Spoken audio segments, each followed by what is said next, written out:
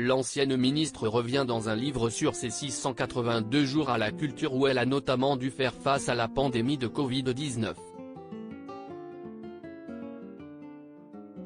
Elle y dévoile d'étonnantes anecdotes. Désormais chroniqueuse sur BFM Télévision et sociétaire dans l'émission de Laurent Ruquier sur RTL, Les Grosses Têtes, Roselyne Bachelot fait aujourd'hui l'objet d'une tournée médiatique en raison de la sortie de son nouveau livre, baptisé sobrement 682 jours. Il s'agit en fait du nombre de jours où l'ancienne femme politique est restée à la tête du ministère de la Culture. 682 jours qui n'ont pas été de tout repos pour la ministre de la Culture d'abord, puisqu'elle a notamment dû travailler en pleine pandémie de Covid-19, où elle a essuyé de nombreuses critiques, n'hésitant pas à y répondre directement. Une complicité assumée avec Elisabeth Borne dans son livre, elle dézingue également Benjamin Biolay, décrit comme un artiste friqué avec une tartine beurrée des deux côtés, qui n'a pas tardé à lui répondre. Mais Roselyne Bachelot raconte aussi longuement la manière dont elle a géré sa contamination avec le virus, alors qu'elle a été brièvement admise à l'hôpital.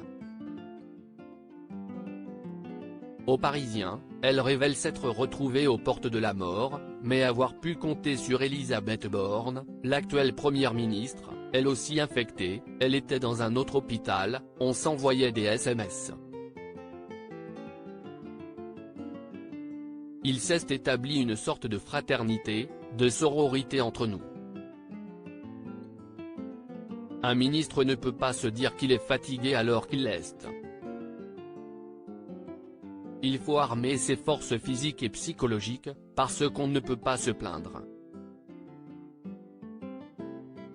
Quand Emmanuel Macron pourrissait les nuits de Roselyne Bachelot, si elle a fait peur à beaucoup de gens, elle a vite repris pied, bien aidée par les deux hommes à la tête de l'État à l'époque, Emmanuel Macron et Jean Castex.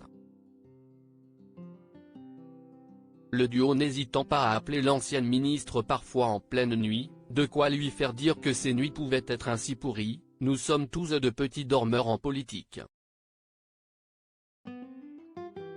Moi, jamais plus de 5 heures. Mais Emmanuel, à 2 heures du matin, il est debout.